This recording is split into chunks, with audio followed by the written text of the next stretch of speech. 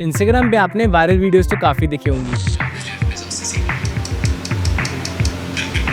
लेकिन ये viral videos हम एडिटर्स के लिए वरदान है। वरदान कैसे? इन वायरल वीडियोस को देख के हम ये जान पाएंगे कि इनमें ऐसी कौन सी चीजें, टेक्स्ट, एनिमेशन, ट्रांजिशंस यूज हुए हैं जिनकी वजह से ये वायरल हुई। तो आज हम बात करेंगे इस वायरल वीडियो की, जो कि 1 मिलियन से भी ज्यादा लोगों ने देखी है और इस पे ऑलमोस्ट 1 लाख से भी ज्यादा लाइक्स हैं। तो इस वीडियो के ब्रेकडाउन के लिए सबसे पहले हमें इसे अच्छे से देखना होगा। तो चलते हैं मेरी स्क्रीन पर। My taste is a lot better than my skill, and that kind of sucks.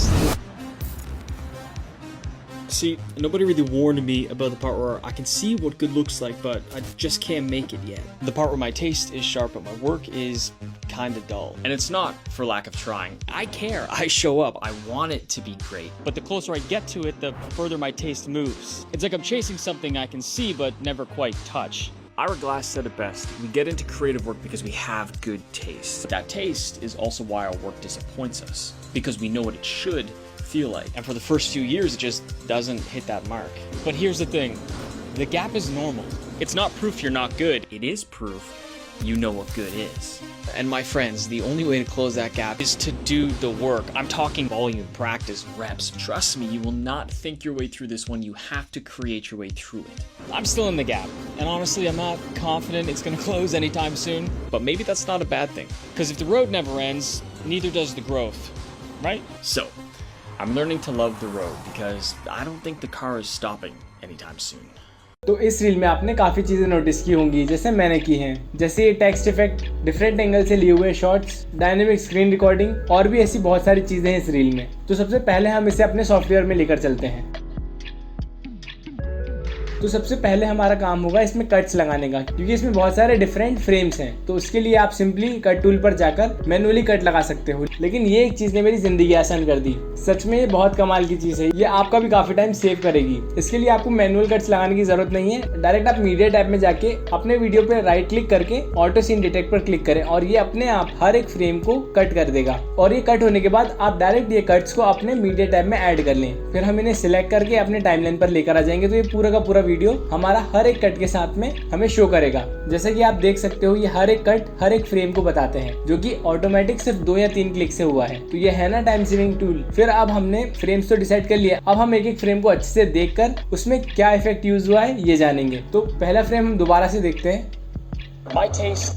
तो इस वाले फ्रेम में आपने देखा हुआ ये टेक्स्ट इफेक्ट बहुत ही यूनिक है। तो इसके लिए सिंपली आप टाइटल से टेक्स्ट प्लस को ऐड करो। फिर अब हम अपना टेक्स्ट इसमें लिखेंगे, जो कि है माय टेस्ट इज। फिर सेटिंग में जाके इसकी पोजीशन सेट करेंगे, जैसे कि हमारा साइज हमने छोटा किया उसके अकॉर्डिंग ही। तो इसे थोड़ा रियलिस्टिक दिखाने के लिए हम पिच और यो को यूज करेंगे। और जैसे नीचे वाली वॉल में लिखा हुआ है, हम इसे ऊपर वाली वॉल पर प्लेस करेंगे। आप अभी भी देखोगे कि ये अभी भी नॉर्मल टेक्स्ट है और वो जो टेक्स्ट इस क्रिएटर ने ऐड किया है वो अभी भी ब्लेंड है। तो हम जाएंगे कंपोजिट में। कंपोजिट में जाके यहाँ तो हम डिफरेंस को देखेंगे। डिफरेंस भी हमें वो इफेक्ट नहीं मिल रहा है जो कि इसमें है। तो फिर अब हम जाएंगे ओवरले पर। ओवरले पे ठीक हमें वैसा ही टेक्सचर मिल गया है जैसा कि उसमें है। फिर हम इसकी पोजीशन नीचे कर देंगे ताकि हम बाकी के टेक्स्ट भी ऐड कर पाए। जैसे कि इस क्रिएटर ने एक एक टेक्स्ट को ऐड किया है, वैसे ही हमें करना पड़ेगा। अभी हमारा टेक्स्ट पूरा एक साथ आ रहा है, लेकिन हमें एक एक टेक्स्ट को अलग अलग ऐड करना पड़ेगा। तो इसके लिए मैं इस लेयर को कॉपी कर लेता हूँ और फिर हम लेयर्स बनाएंगे। जैसे कि हमारा पहला वर्ड है माय, तो जो भी वर्ड जहाँ पर आएगा उसके अकॉर्डिंग हमने लेयर्स बना लिए। अब हम पहली लेयर में क्रॉप करेंगे राइट से, क्योंकि हमारा पहली लेयर में पहला वर्ड है माय टेस्ट इज। तो हमें माय चाहिए, तो हमारा पूरा का पूरा राइट वाला पार्ट क्रॉप हो जाएगा।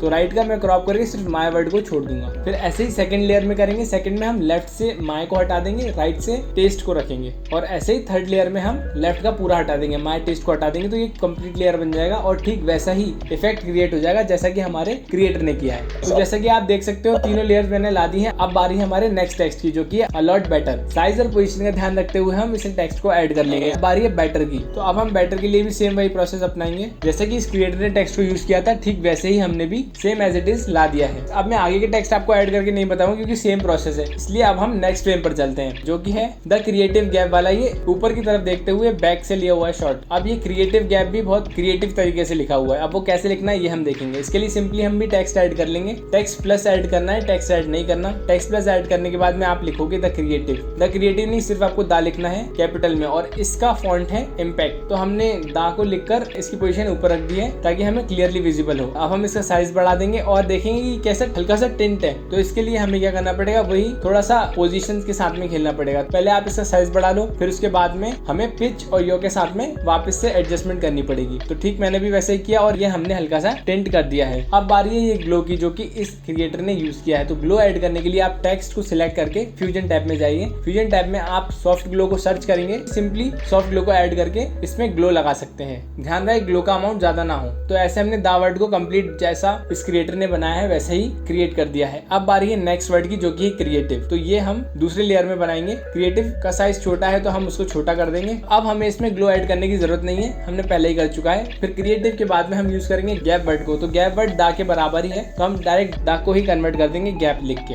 अब आप देखोगे ध्यान से कि इस क्रिएटर की वीडियो में गैप में एक एनिमेशन यूज हुआ है, लेकिन इससे पहले हमें एक और इफेक्ट लगाना है जो कि आप इस क्रिएटर की रील में देखोगे। आप देखोगे कि ये ग्लिच वाला इफेक्ट इसमें यूज हुआ है। तो वो कैसे बनेगा वो मैं बताता हूँ। तो इसके लिए सिंपली आपको, जैसे मैं फ्रेम को देख रहा हूँ, आपको सिंपली इसमें कट्स लगाने हैं। कट्स लगा के आप ज्यादा पास में कट्स ना लगाएं, सिर्फ आपको 2 कट्स लगाने हैं। फिर थोड़ा गैप देने के बाद में 2 कट्स लगाने हैं, जिससे कि एक बीच में ब्लैंक स्पेस आएगा जो कि एक ग्लिच क्रिएट करेगा। अब हम देखेंगे गैप में जो एनिमेशन यूज हुआ है वो कैसे लगेगा। तो सिंपली मैंने गैप वाले वर्ड को सिलेक्ट करके इस पे मैंने की फ्रेम लगा दिया है ट्रैकिंग पर। ट्रैकिंग का मतलब होता है जो स्पेस होता है वर्ड्स के बीच में, टेक्स्ट हर एक अल्फाबेट के बीच में जो गैप होता है उसको कहते हैं ट्रैकिंग। और जो 2 लाइन के बीच में गैप होता है उसको कहते हैं लाइन स्पेसिंग। तो ग्लिच के साथ में हमने ये इफेक्ट भी लगा दिया है। अब बारी है हमारे नेक्स्ट फ्रेम की। अब आप देखोगे कि नेक्स्ट फ्रेम में हमारे कुछ टेक्स्ट ऐड हुए हैं, लेकिन ये टेक्स्ट नॉर्मल टेक्स्ट की तरह नहीं है, ये थोड़े से बेंड हुए हैं, जैसे कि लैपटॉप की स्क्रीन के साइड में ये हैं। तो ये इनमें एक इफेक्ट यूज हुआ है। पहले तो इनमें ग्लो भी यूज हुआ है, जैसे कि आप देख सकते हो नेक्स्ट फ्रेम में ये टेक्स्ट ऐड हुए हैं, लेकिन ये टेक्स्ट नॉर्मल नहीं है। तो इसके लिए हम जैसे ये टेक्स्ट है वैसा टेक्स्ट क्रिएट करने का ट्राई करते हैं। तो सिंपली मैंने इसमें स्काई ब्लू कलर को ऐड किया है, जैसे कि आप देख सकते हो इसमें हल्का सा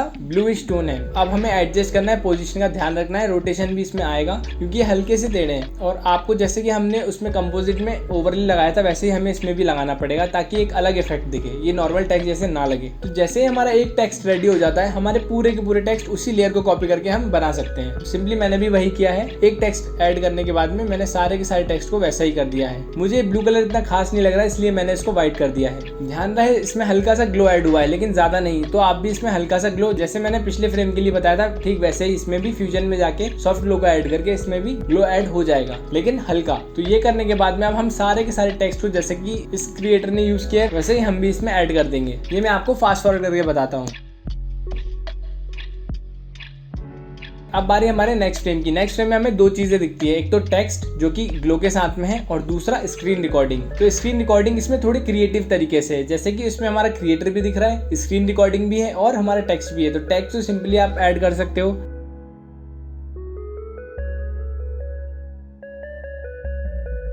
उसके बाद सेकंड लेयर आती है हमारी ग्रीन स्क्रीन की। तो मैंने एक टाइमलाइन का स्टॉक फुटेज डाउनलोड किया है, उसको मैं ऐड करूंगा और उसकी ओपेसिटी में कम कर दूंगा। तो ये सेम एग्जैक्ट वैसा ही बन गया जैसे कि हमारे क्रिएटर ने बनाया है। अब बारी है हमारे नेक्स्ट फ्रेम की, जिसमें कि सिर्फ एक टेक्स्ट यूज हुआ है ग्लो के साथ में, बस इसमें ग्लो ज्यादा है। तो आप इस फ्रेम के टेक्स्ट में ग्लो ज्यादा ऐड कर सकते हो सिंपली फ्यूजन में जाके। इस फ्रेम के बाद में आप देखोगे कि सारे के सारे फ्रेम्स में सेम चीज यूज हुई है, टेक्स्ट का यूज हुआ है। तो हम ज्यादा टाइम वेस्ट नहीं करेंगे, जैसे हमने पहले टेक्स्ट ऐड करे थे ग्लो के साथ में, सिंपली वैसे हम टेक्स्ट बाकी फ्रेम्स के लिए भी ऐड कर लेंगे।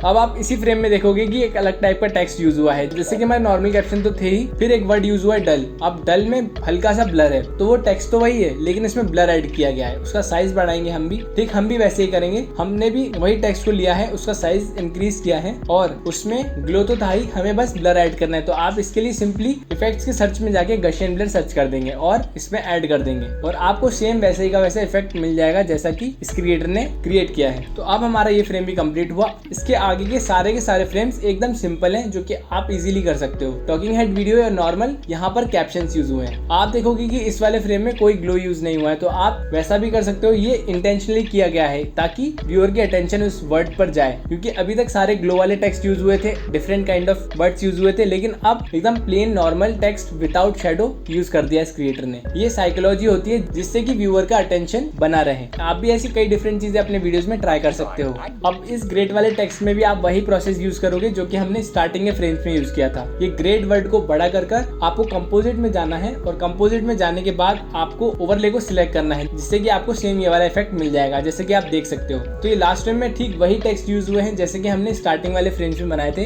ये वाइड एंगल शॉट है और इसमें उसने बिल्डिंग की टॉप को और बॉटम को यूज किया है और अपने टेक्स्ट को ऐसे शो किया है जैसे कि वो उस वॉल पर ही हो। तो आप सिंपली आगे वाले टेक्स्ट को कॉपी करके बाद में भी ला सकते हो, आपको दोबारा से रिक्रिएट करने की कोई जरूरत नहीं है। अब बाकी के जितने भी आगे टेक्स्ट हैं वो नॉर्मली सिंपल कैप्शंस हैं जो कि हमने पहले यूज किए थे ग्लो के साथ में। तो आप वहीं से टेक्स्ट कॉपी करके यहाँ पर पेस्ट करके अपने पूरे वीडियो को कंप्लीट कर सकते हो। अब इस पूरे वीडियो में मुझे सिर्फ एक ये वाला फ्रेम मुझे नहीं समझ में आया कि कैसे ऐड हुआ है। या तो इसने पेपर लिया है या फोटोशॉप में एक इफेक्ट होता है जो कि इसने यूज किया है। अगर आपको पता हो तो आप कमेंट में जरूर बताना। मुझे ये समझ में नहीं आया इसलिए मैं इसके बारे में कुछ भी नहीं कहूंगा। और उसके बाद में सिंपली स्क्रीन रिकॉर्डिंग करिए ये वर्ड्स टाइप करते हुए, ये आप सिंपली कर सकते हो। और बाकी इस क्रिएटर ने काफी अच्छा यूज किया है डिफरेंट एंगल्स का। तो आप भी अपने वीडियोस में डिफरेंट एंगल्स यूज करो और व्यूअर के अटेंशन के लिए डिफरेंट फ्रेम्स स्टार्टिंग में ही ऐड कर दो। तो ये था हमारी वायरल रील का ब्रेकडाउन। सो आई होप आपने जरूर इस वीडियो से कुछ न कुछ सीखा होगा। ऐसे एडिटिंग रिलेटेड वीडियोस के लिए सब्सक्राइब करें योर एल्बम को और अगर आपका कोई डाउट है तो नीचे कमेंट करें।